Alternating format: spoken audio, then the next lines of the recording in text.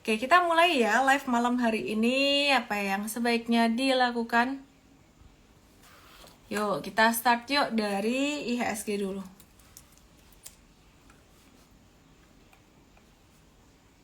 Ya, ini dia ngebentuk head and shoulders, head di tengah, shoulders kiri kanan. Terus IHSG berpotensi turun sampai ke level berapa? Kalau ngelihat patternnya kayak gini, ini dia lagi bearish gitu, dia berpotensi turun sampai ke level 6796 ya. Jadi ke 6796. Nah, terus hari ini sebenarnya ada beberapa saham yang bikin IHSG turun. Di antaranya adalah saham AMMN yang turun 1,5% dan AMMN ini patternnya ya kayak gini ya. Ada yang bilang ini pattern apa nih? Ada yang bilang ini pattern apa? Coba dicek nih. Ini AMMN pattern apa? Tulis di chat room pattern apa ini?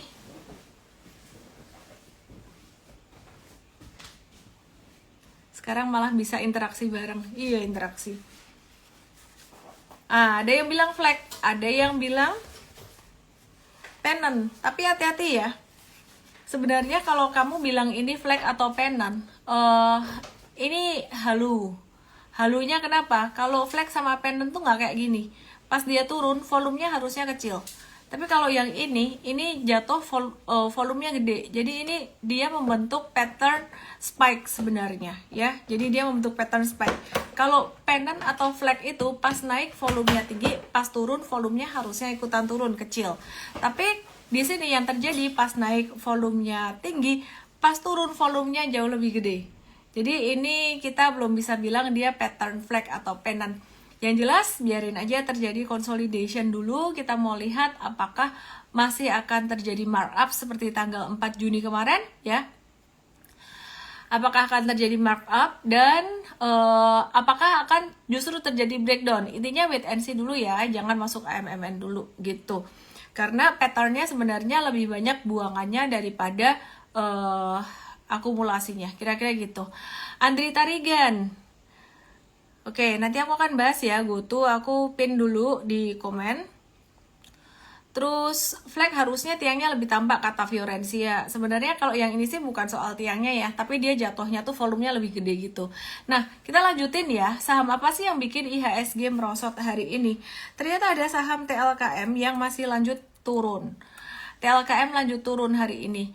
Turunnya masih normal sebenarnya sesuai dengan antisipasi kita. Supportnya 2800. Jadi masih bisa turun normal ke sini. Miss kalau udah minus 16% gimana? Saham apa?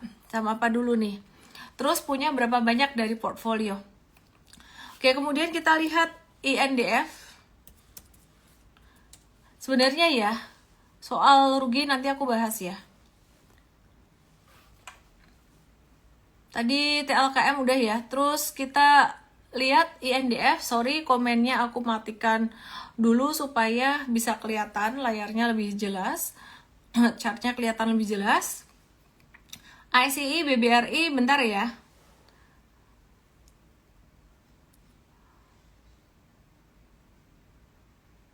Oke. Kita lihat nih, Indofood gimana kabarnya, masih sideways aja. Dan tadi turunnya lumayan signifikan, 1,21%. Size-nya lumayan gede dan bikin IHSG juga terkoreksi. Demikian juga dengan beberapa saham big caps banking. Nah, Bian ini juga turun dari sektor batubara. Terus hari ini transaksi di pasar reguler tuh cuma 7,4 triliun rupiah. Yang gede di pasar negosiasi 6,7 triliun rupiah. Di pasar reguler tuh ada BRI, BMRI, dan BCA. Ya, BRI 1 triliun rupiah, BMRI 960 miliar, BCA 785 miliar. Di pasar negosiasi ada Silo, itu transaksinya 3,8 triliun. Nanti kita lihat di Silo ada apa. Kemudian di Friend 861 miliar, kemudian BBCA 451 M. Ya, mari kita lihat sekarang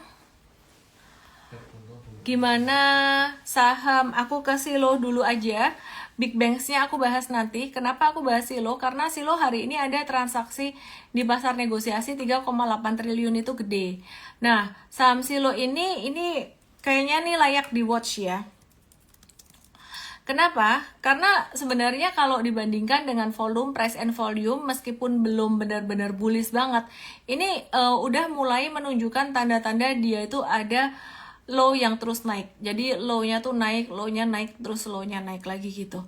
Ya, jadi ini bisa di watch, meskipun watch-nya bukan best watch list gitu. Kenapa? Karena tanggal 31 Mei dan tanggal 26 April ini transaksinya gede banget buangannya. Oke lah, tanggal 31 Mei ini kita boleh toleransi. Kenapa? Karena semua saham transaksinya gede di 31 Mei dikarenakan ada rebalancing MSCI ya. Nah, kalau di 26 April ini jatuh dengan volume transaksi gede. Sebenarnya ini yang patut diwaspadai. Apakah silo ini dia naiknya memang kuat atau cuman markup aja? Oke.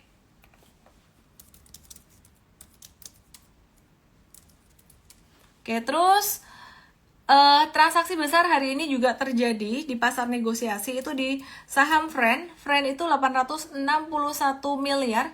Jadi aku mau bahas saham ini. Ada beberapa teman yang nanyain ini gimana ya? Waduh, ini susah nih. Ini kalau udah di bawah angka 50, Friend-nya susah mau naik tinggi kecuali dari emiten ada inisiatif untuk buyback ya. Chartnya aku pakai inline chart aja karena dia cuman satu doang, habis ARB terus. Ini patternnya mirip banget kayak brand ya, jadi brandnya turun banget terus ini diborong pas udah murah. Apakah bisa naik sampai ke atas? Wah, sangat kecil kemungkinannya. Bisa balik sampai 50 pun bagus. Kalau kalian punya ini, seandainya itu uang besar, mulai jual atau kurangin di harga berapapun. Harga berapapun di pasar negosiasi bisa, di FCA barangkali kalau bisa laku ya silahkan. Oke. Tapi kalau uangnya kecil ya anggap aja lucu-lucuan ya. Aku punya di LT itu ya udah mau diapain? Sekarang harga 7. Ya udah habis. Buat belajar, uang belajar. Ngambil MSCI minus 16%.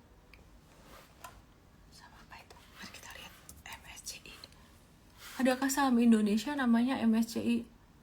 Gak ada loh. Saham Indonesia gak ada yang namanya MSCI. Gak ada loh. MSCI itu Morgan Stanley.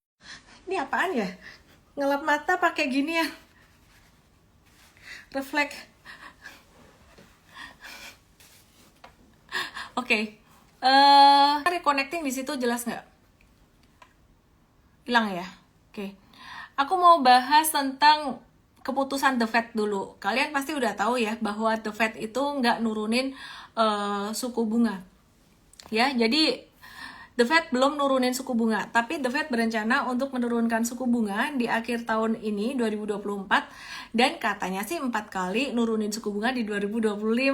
Entar PHP lagi. Kemarin di 2023 ada bilang 2024 ada turunin suku bunga berapa kali ya? 3 kali gitu. Kenyataannya nggak diturunin gitu. Jadi turuninnya baru nanti akhir tahun.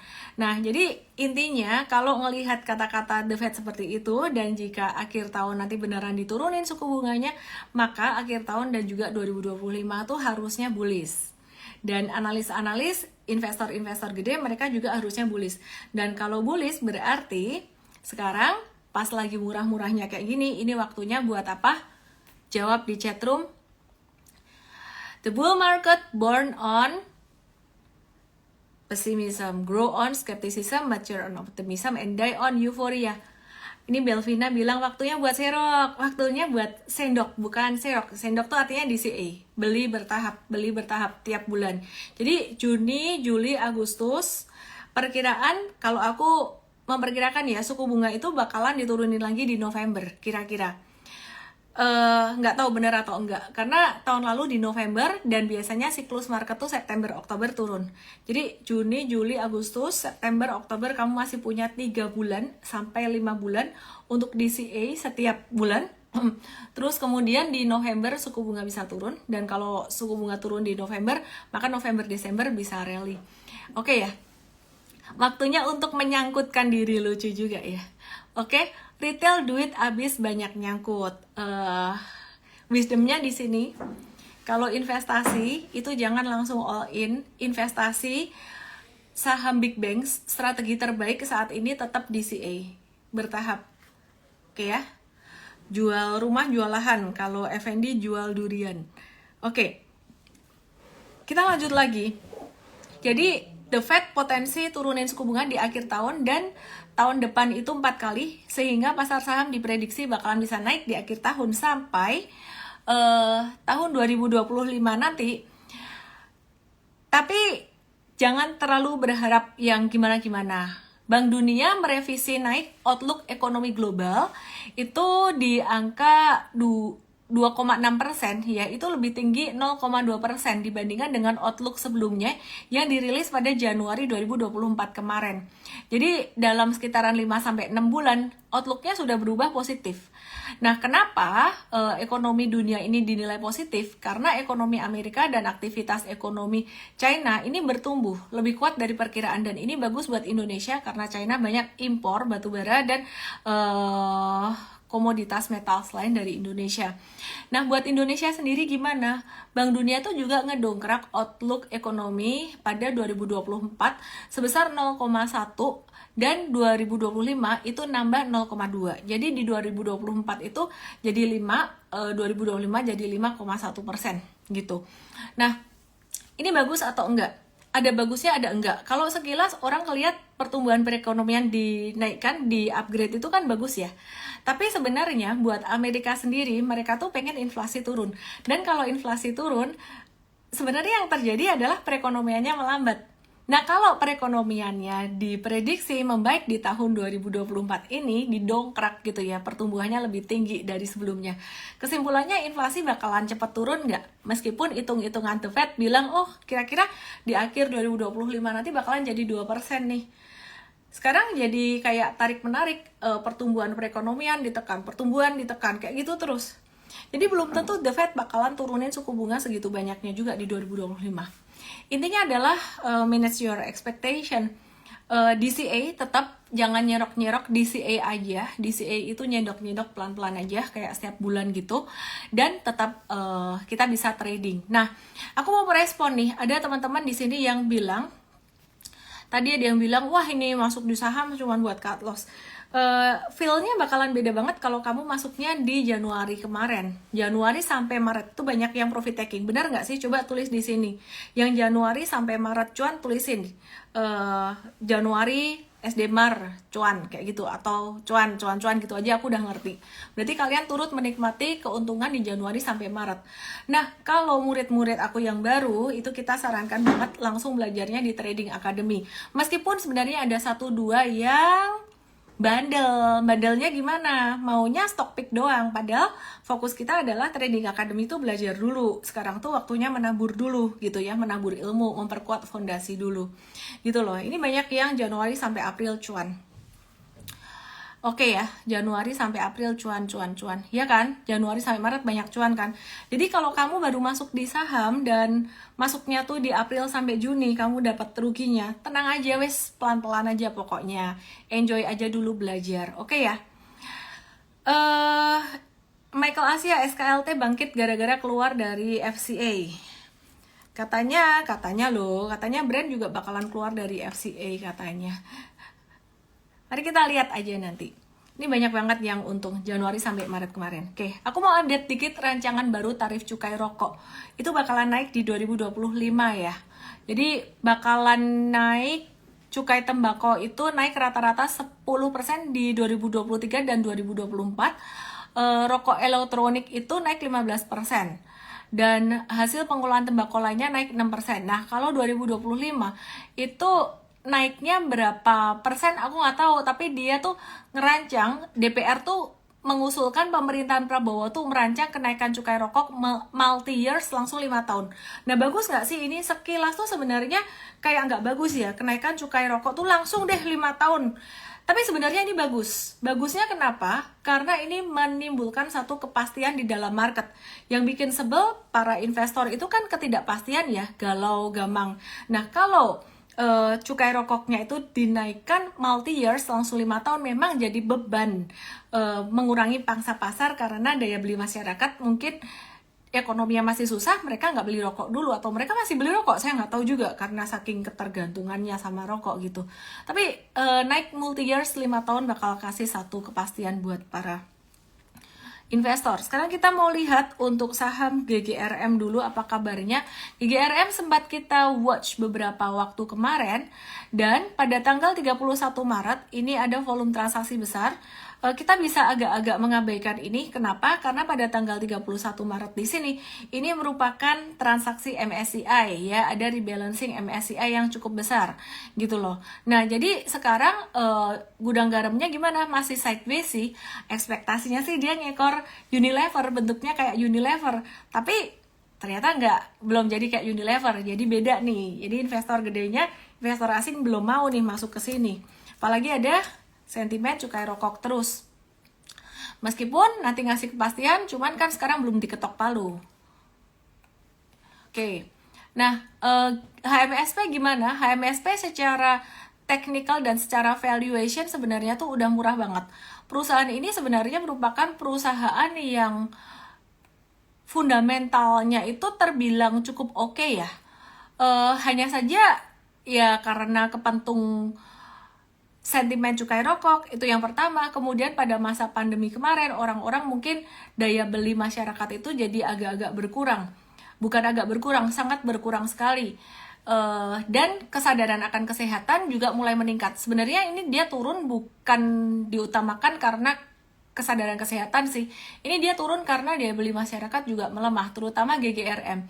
Kalau HMSP masih bisa lah middle up ya kali ya. Tapi GGRM itu banyak yang middle down. Sehingga di sini sangat terganggu sekali dengan kondisi daya beli masyarakat yang masih kurang. GGRM sekarang lagi di support kuat ya, sekitaran 16.500 sampai 17.900 wait and see dulu ya. Oke. Terus aku mau update buat beberapa saham trading, tapi sebelumnya aku mau buka chatroomnya dulu. Golongan menengah mulai susah, gagal bayar cicilan motor mobil. Oh ya, nanti aku mau bahas GoTo, tolong diingetin ini Andri Tarigan, aku udah pin ya.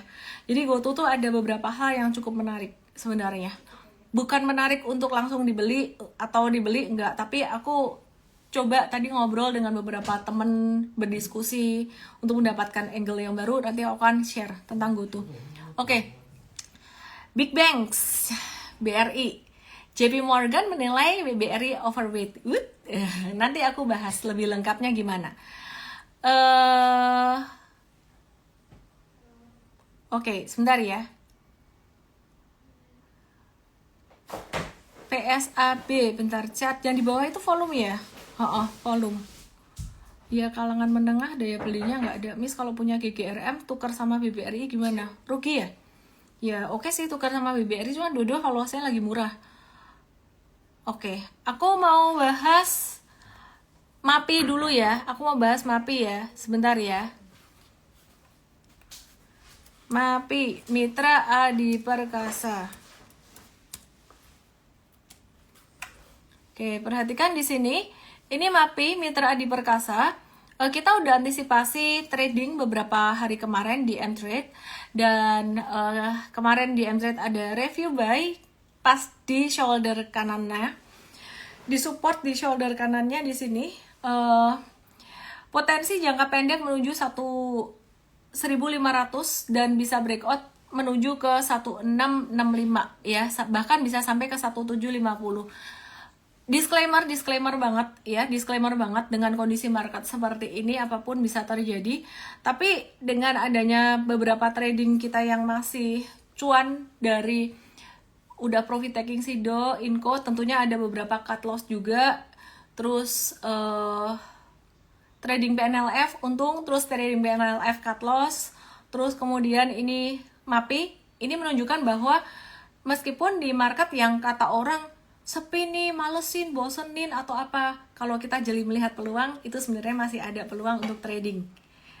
Dan saya tidak menutup kemungkinan jika market benar-benar bearish pun, ya kadang-kadang kita memang harus istirahat tradingnya, nggak bisa dipaksain. Tapi kali ini kita nggak perlu maksain pun, masih ada beberapa peluang. Pokoknya masih ada tetap sedikit 1, 2, 3, 4, 5 peluang. Oke ya.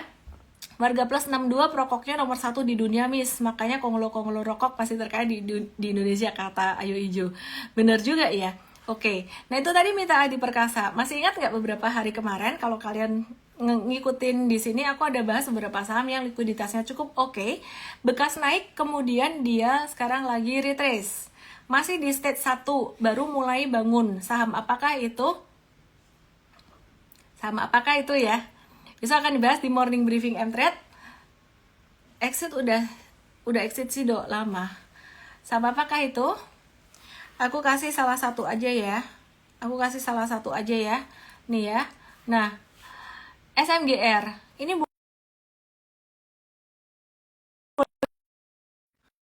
bentar ya, suaranya hilang nggak?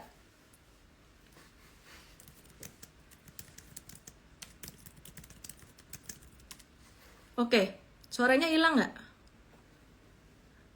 Aman nggak? Suaranya aman nggak? Mantep banget ini beberapa yang nyebut review recommendation-nya cakep-cakep ini. Disclaimer ya, oke suara aman ya, karena biasa kalau abis kena telepon terus mati. SMGR hari ini tuh mantul, menunjukkan tanda pantulan, bahkan tanda pantulannya tuh lebih bagus daripada Big Banks yang pada pagi hari kita antisipasi ada pantulan gitu. Nah, tapi kita masih mengantisipasi SMGR bisa turun sampai 3490. Jadi just wait and see dulu aja. Kalau ternyata besok aktif di sini, kita akan nyicil untuk trading gitu. Kira-kira gitu sih. Terus kalau kalian ada yang bilang INTP kira-kira sejenis juga ya, mirip-mirip. Nah, untuk INTP besok kita akan bahas di M-Trade. Aku pengen ngebahas Trading Academy keren. Thank you Parno Ayan. Gimana caranya ikut morning briefing? Langsung aja daftar M-Trade. WhatsApp di Igoy aku. Di Igoy ada tombolnya itu di profil aku, dipencet aja gitu ya. Tanggal berapa ya? 19, 20.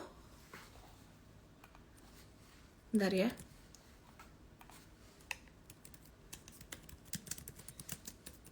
19 dan 20 Juni nanti bakalan ada promo spesial Hari Produktivitas Dunia. Hari Produktivitas aku juga baru tahu loh. Ada tuh Hari Produktivitas Sedunia. Oke ya, INTP lebih oke ya. Mirip-mirip sih, memang dia udah breakout duluan. Kita akan bahas INTP-nya besok karena aku malam ini mau ngebahas GoTo. GoTo itu gimana? Ada yang menarik dengan GoTo.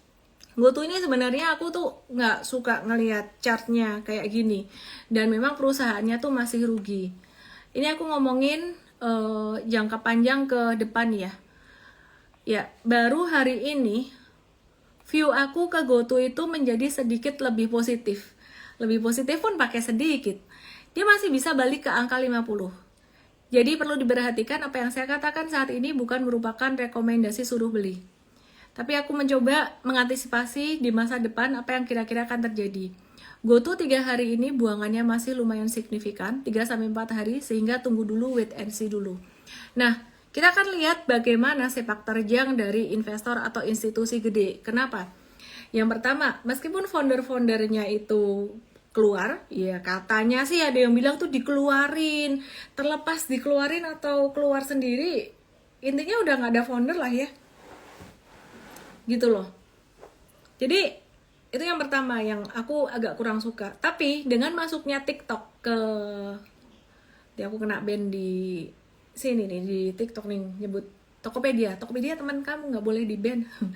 Ya, jadi dengan masuknya TikTok ke si toko ijo itu tadi, ngebeli sahamnya si toko ijo itu tadi, si TikTok ini dia melakukan banyak kebijakan. Salah satunya adalah dengan melay-off banyak sekali karyawan. Tahu nggak sih berapa banyak karyawan yang di PHK sama bakalan di PHK sama Tokopedia? 70%. 70% itu kalau saya nggak salah ingat ya, 2.700. Benar nggak? Coba tulis di sini. Coba tulis. Coba tulis 7.000 atau 7.000 masa 2.700, berapa orang tuh 70%? 2.700 orang kan ya? Oke. View saya setelah saya mikir apakah TikTok ini bakalan, awalnya ya saya mikir ini bakalan mau matiin kompetitor nggak sih? Ternyata setelah saya ngobrol-ngobrol dengan beberapa teman-teman, kayaknya nggak deh. Ini beneran mau ngebagusin Topetnya, karena ya TikTok tuh mau berkembang di Indonesia gitu loh. Jadi caranya gimana? Ya dibikin lebih efisien. Dibikin lebih efisien ya. Efisiennya dengan cara bagaimana? Supaya perusahaan itu bisa untung. Nah ini tadi ada yang bilang, GoTo tuh bentar lagi kena FCA loh, mending buang. Bisa jadi kena FCA. Dalam jangka pendek, intinya sekarang belum menarik GoTo. Jadi aku sendiri juga belum mau beli. Kalau ada pantulan atau technical rebound, boleh kurangin posisi. Tapi menanggapi berita tentang PHK di Topet dan buyback, katanya ada buyback 3,2 triliun saham GoTo. Yang kita perlu lakukan sebenarnya cuma satu, pantengin terus teknikalnya, chart and volume. Kalau sampai ada akumulasi baru kita masuk. Kalau belum ada tanda akumulasi, cuman berita doang, nggak usah ya. Oke, kira-kira kayak gitu aja. Dan kalau masuk nitip sendal, bisa paham sampai di sini ya. Bisa kurangi biaya karyawannya ya? Iya banget, secara bisnis bakalan jadi jauh lebih efisien. Oke, ngomongin GoTo, aku jadi kepengen ngomong Bukalapak nih ya. Bukalapak yang dia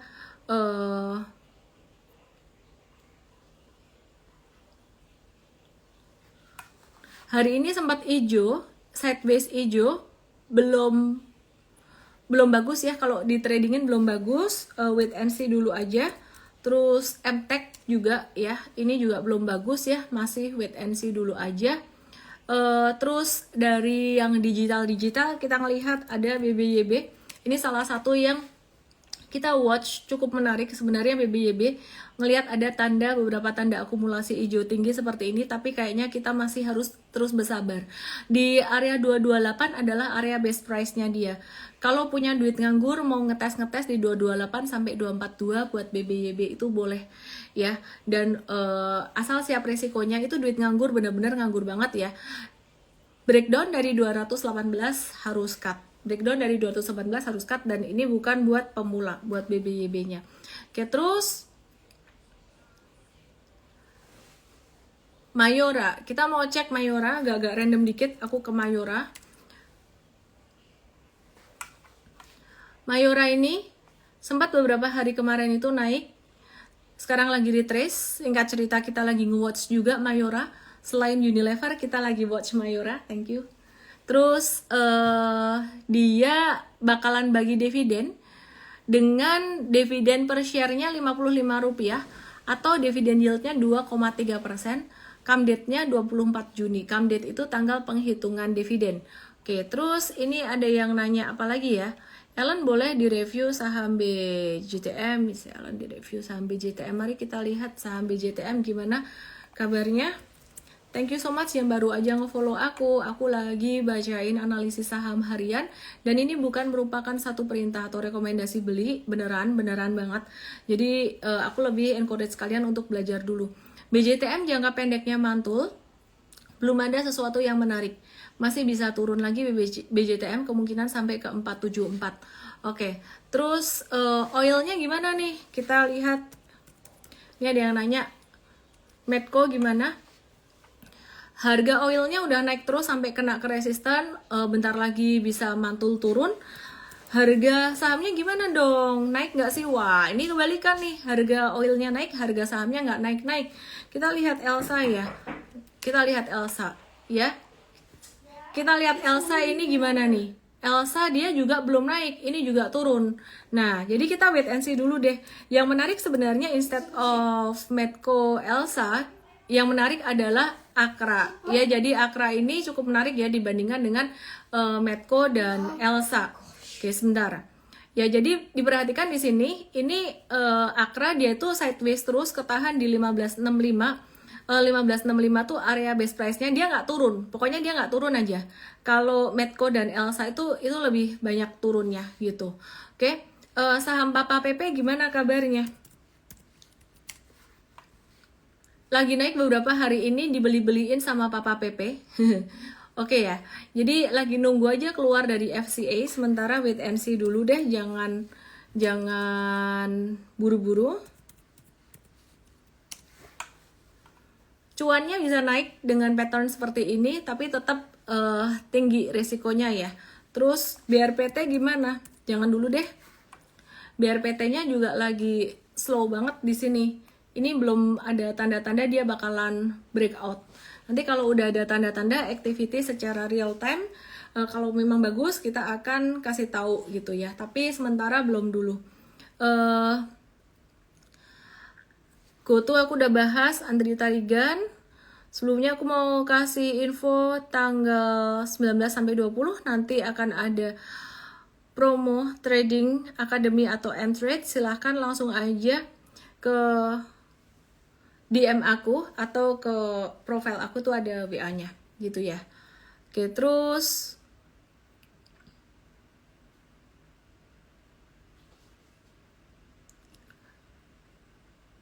BRPT RUPS ya biarin RUPS dulu. Lagi nunggu dividen ya. Kayaknya dividennya juga nggak bakalan gede. Saham Blast mau IPO Pak Hermanto Tanoko di dalamnya ya. Watch aja dulu deh, biarin ya. Big Banks gimana kabarnya Big Banks? Oke, aku bahas Big Banks ya.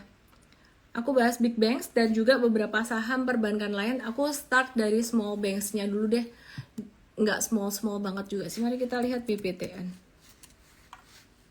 Lagi sideways, dia berpotensi untuk membentuk triple bottom. Triple bottomnya bagus. Jangka pendek bisa menuju ke 1295 sampai 1300. Ini ya 1295 dulu, just wait and see dulu deh BBTN ya. Oke, terus kemudian BBTN bagus untuk long term investing yang agak-agak nyangkut di situ, nggak usah takut. BMRI hari ini tadi sempat mantul dikit pagi harinya, tapi habis itu koreksi lagi, merespon The Fed positif, habis itu turun lagi sampai 5775 dan asing masih net sell kayaknya ya. Oke, terus kemudian BMRI gimana? Wait and see dah ya. Aku mau matiin komennya sebentar. Aku mau kasih tahu ini. Kalian, aku mau ngingetin sekali lagi. Yang tiap hari ngelihat market secara harian dan nggak bisa ngebaca chart, mungkin kalian akan ngerasa kayak merah terus, turun terus. Sebenarnya yang terjadi, dia sempat naik dari 30 Mei sampai 10 Juni. Kemudian dia turun emang dari 11 Juni sampai sekarang 3 hari perdagangan turun, tapi turunnya tuh gak jebolin low-nya. Low-nya di 5775 ya. Low-nya 5775. Terus low kedua ada di 5524 dapatnya dari ekor. Sebenarnya dia nggak ngejebol low baru. Jadi kalau kalian bilang turun sebenarnya udah sempat naik dan ini turunnya selama dia belum ngejebol support atau low yang sebelumnya di 5775 atau di 5525, yaitu masih belum bisa dibilang melanjutkan downtrendnya. Jika dia tertahan di 5775 dan naik, maka dia menjadi sideways. Oke, terus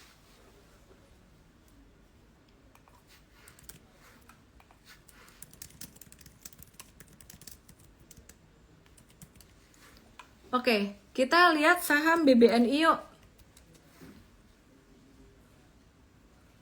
BBNI juga sama ya. Jadi kalau ada geng pesimis bilang turun terus, siapa bilang sih ini kemarin dari tanggal 31 Mei bottom terus naik terus loh sampai 6 Juni. Baru mulai turun itu puncaknya 7 Juni kemarin, ini turun dan ini turunnya tuh nggak ngejebolin low-nya kemarin di 4.400. Aku rapiin low-nya di 4.400 dan 4.370 gitu loh. Jadi sebenarnya dia pattern-nya tuh udah mulai sideways ya.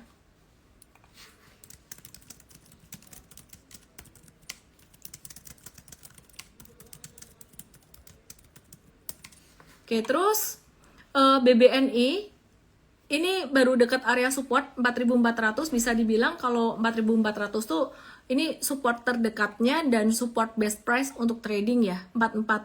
Upside-nya masih di 4770. Oke, terus kemudian selain itu ada saham BBCA tuh kita mesti bahas juga. Habis ini aku mau bahas BRIS dulu sebelum BRI. BBCA-nya sideways aja. Dan dia juga meskipun setiap hari candle-nya merah, tapi dibukanya tuh di atas, naik dulu baru turun. Ini juga tadi gap up baru turun kayak gitu. Nah, BCA ini juga sama, dia belum jebol support di bawah di 9.100 ini. Kesimpulannya tuh sebenarnya belum ada new low, belum ada low yang baru. Agak berlebihan ya kalau banyak orang ketakutan dan bilang tiap hari turun, ada naiknya lo nggak bisa ngelihat. Kenapa? Karena tiap hari merah, ya merah karena paginya gap up. BCA tuh sering kayak gitu, paginya naik, sorenya turun, padahal chartnya candlenya tuh sideways kayak gini. Oke ya, BRPT mau bagi saham bonus ya, nikmati saja, biar nanti ya out of topic jadi ke BRPT. Oke, pancingan buat retail biar retail semangat lagi. Terserah sih kalau kalian mau sih. Semakin dipancingin kayak gitu, kita harus makin hati-hati sebenarnya. Saham bonus ya kamu dikasih saham gitu loh. Oke, mari kita lihat BRIS ya. Mari kita lihat BRIS. Jadi OT dikit tadi ke saham bonus.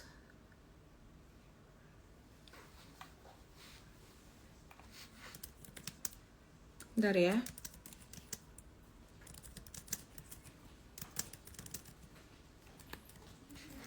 Oke, sebentar.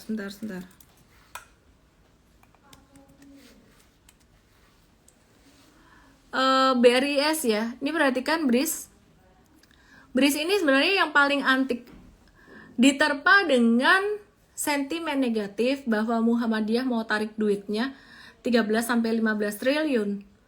BRIS hari ini paling cakep chartnya, dia berpotensi untuk membentuk pattern inverse head and shoulders. Kenapa tadi kita belum buy dulu? Karena dia berpotensi untuk membentuk inverse head and shoulders.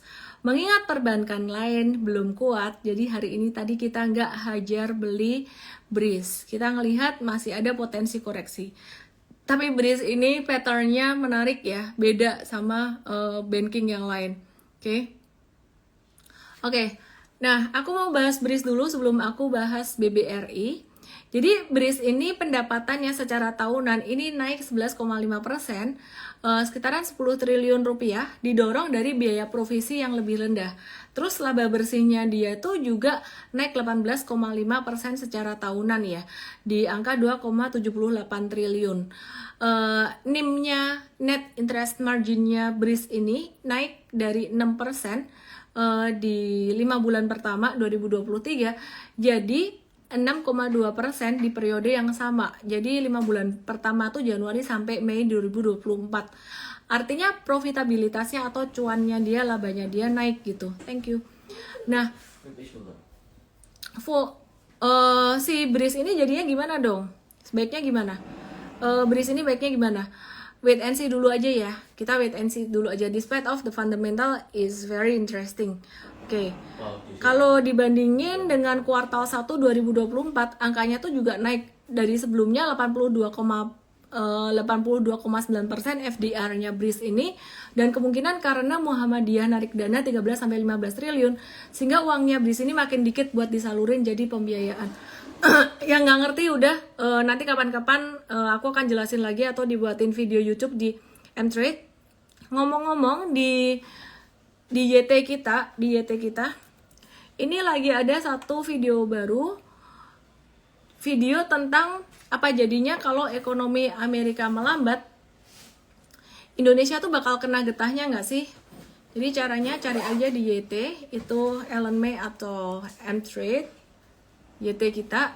Nah, coba dilihat gambar ini. Apakah 2024 makin sulit? Apa jadinya kalau ekonomi Amerika melambat, Indonesia apakah jadi bakal kena imbasnya? Tuh ada sedikit video cuplikan dari saya ngajar. Oke ya, terus berikutnya bicara tentang balik lagi ke saham Papa PP. Tadi ada yang bilang, oh mau bagi kasih dividen bonus nih.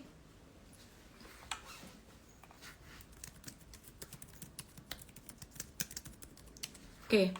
Jadi BRPT mau bagi dividen bonus, dividen bonus, mau kasih saham bonus. Detailsnya gimana? Saham bonus ini merupakan satu insentif lah ya, dan diberikan salah satunya kepada manajemen dan karyawan berupa MESOP gitu. Jadi rencana ini terkait dengan pelaksanaan refloat atas saham treasury sebanyak 185,45 juta lembar ya. Jadi 150 juta lembar dibagikan sebagai saham bonus ke pemegang saham, sisanya untuk program MESOP gitu. Investor dapat atau trader atau gambler dapat, terus karyawan juga dapat ya. Untuk program MESOP tahap pertama ini akan didistribusikan sebesar 4,67 juta lembar saham dengan harga pelaksanaan Rp0 pada paling lambat 30 Juni 2024 alias gratis kalau RP0. Oke, ini merupakan satu bonus, satu pancingan buat investor retail biar seneng, biar semangat lagi masuk ke BRPT. Ya, dilihat dari mana plus minus ya. Namanya orang bagi-bagi, kalau mau ya silahkan diterima. Kalau misalkan enggak ya kalian takut ya nggak usah. Kalau Ellen gimana? Saya sih enggak. Kenapa? Karena saya lebih mengutamakan kepastian dari apa yang saya bisa analisis sendiri. Baik secara teknikal, likuiditas, maupun secara fundamental. Nah, saat ini untuk BRPT, teknikalnya tuh lagi sideways, lagi agak-agak kering gitu. Aku sih lebih seneng aku mendapatkan keuntungan dari capital gain atau kenaikan harga saham BRPT murni aku trading based on technical dan liquidity. Jadi nggak dipancing-pancing saham bonus kayak gini-gini. Kayaknya project belum selesai deh ini ya. Brand sampai kemarin Papa PP juga ada, Pak Prayogo Pangestu maksudnya ya, ada keterbukaan informasi beli saham dan sebagainya. Ada plus minusnya juga, intinya berarti masih bakalan dinaikin kah? Dinaikin oleh siapa? Aku nggak ngomong Pak Prayogo Pangestunya ya. Jadi oleh orang-orang yang masih suka gitu loh. Jadi masih bisa naik nggak sih saham-saham Pak Prayogo Pangestu? Ini kalau hawa-hawanya kayak gini sih masih bisa naik. Tapi gambling banget kalau misalkan kamu ngeborong dengan asumsi perasaan bahwa ini tuh masih bisa naik karena Pak Prayogo Pangestu masih punya project di situ gitu loh. Salah ngomong. Maksud aku orang lain. Serba salah lo, saya gimana sih? Iya, lo nggak boleh ngomong gitu, Sujon. Ellen nggak boleh ngomong gitu. Oke. BBRI. Terakhir ya. Last but not least yang paling ditunggu banyak orang, BBRI. Rendang chicken. BBRI, JP Morgan menilai BBRI ini overweight. Nah, jadi JP Morgan ini mempertahankan peringkat overweight buat BRI, mempertahankan ya. Dengan target harga berubah dari 5.800 jadi 5.500. Oh wow, sekarang BBRI harga berapa sih? Harga BBRI berapa? 4640. Kalau ke 5.500 upside-nya. Jadi JP Morgan bilang overweight, tapi kasih targetnya target atas. Jadi kesimpulannya masih tetap bisa naik dong J. Panggilnya JP Morgan J ya, atau Gun atau more. Berarti upside-nya masih 22% dari sekarang. Menurut aku, jadi analisis bisa sifatnya subjektif juga, bisa institusi benar, institusi bisa salah. 2016 saya ingat banget ketika saya mau beli saham komoditas batubara, dibilang jangan jelek, fundamental ini beritanya jelek semua, tapi teknikal udah nunjukin dia tanda-tanda mau naik, dan akhirnya benar naik. Saya bukan mengatakan saya yang paling pintar, kebetulan aja gitu loh. Jadi kalau JP Morgan mengatakan BRI ini overweight dengan targetnya masih di 5.500 untuk 12 bulan ke depan atau Juni tahun 2025, artinya ya memang masih bisa naik. Dan masih ada kekhawatiran cost of fund BRI itu akan naik akibat kenaikan suku bunga menjadi 6,25% pada April sampai Mei. Apa artinya cost of fund, beban bunga buat bayarin bunga itu loh. Kualitas kreditnya tuh juga bisa turun sih sebenarnya akibat segmen pinjaman kupedes yang diberikan ke nasabah KUR di 2023 karena ekspektasinya nasabah itu bisa bayar cicilan dengan baik karena adanya pesta demokrasi atau pemilu kemarin. Tapi kenyataannya nggak kayak gitu tuh. Pendapatannya tuh nggak naik, nggak disertai dengan tidak menyertai naiknya inflasi hingga menyentuh 3% di bulan Maret 2024. Nah, jadi sebagai langkah recovery-nya, BRI ini melakukan penjualan aset bermasalah secara lelang maupun non-lelang. Tahun ini BRI menargetkan penjualan aset bermasalah sekitaran 13,3 triliun atau naik 28% secara tahunan. Secara valuasi dengan metode PER dan PBV rata-rata 5 tahunan menggunakan standar deviasi 0, 1, 2 dan 0, minus 1, minus 2. Dari yang tadinya di standar deviasi plus 2, sekarang BRI itu sudah mulai mendekati 0 atau artinya mendekati rata-rata di standar deviasi 0 gitu. Jadi di rata-ratanya selama 5 tahun terakhir. Artinya kalau menggunakan pendekatan valuasi tersebut berarti mulai masuk fair value. Tapi sekali lagi strategi atau cara tiap orang menilai valuasi bisa berbeda-beda. Buat saya, bukan mana yang paling benar, paling tepat. Tidak ada analisis tuh 1 tambah 1 sama dengan 2 paling tepat. Semuanya tuh kembali ke psikologi market, supply and demand. Dan saat ini saya melihat beberapa teman fund manager atau asset management reksadana, mereka sudah mulai tertarik lagi melihat BBRI yang diskonnya sudah lumayan banyak gitu ya. Jadi intinya BRI view-nya saya masih seperti kemarin meskipun agak berbeda sedikit. Yang membedakan kemarin itu candle di Juni itu kecil. Oke, aku mau kasih gambar ini. Ini candle di Juni kecil. Sekarang candle di Juninya merahnya agak-agak panjang. Nah, masih ingat saya membandingkan BBRI 3 bulan terakhir ini dari April, Mei, Juni itu seperti di bulan Mei, Maret sampai Mei 2020. Ya, di sini ya. Seperti di bulan Februari, Maret, April 2020.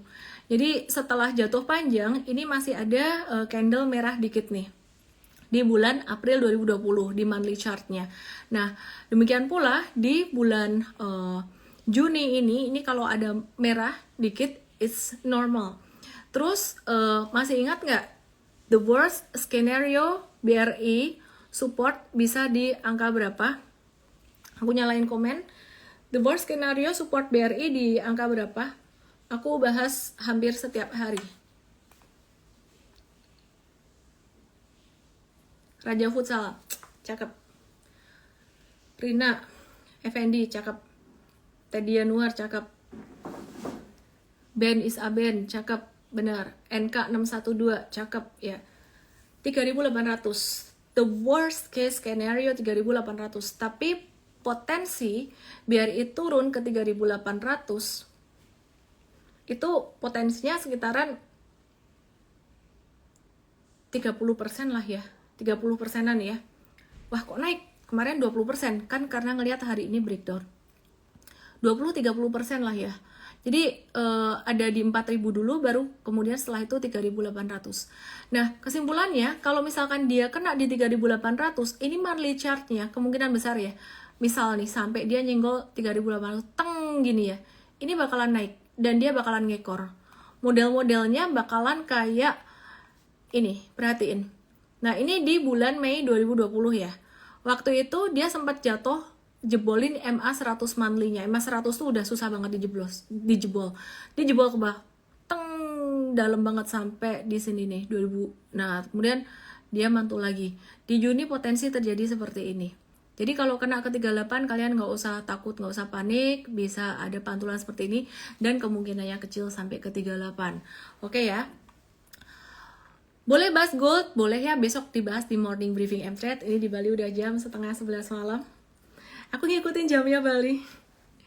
Oke, jadi semoga bisa bermanfaat dan kita bisa ketemu di morning briefing besok. Semoga bisa bermanfaat ya. Salam profit. Ya ada anjing lucu, kok bisa sih ada anjing lucu di sini?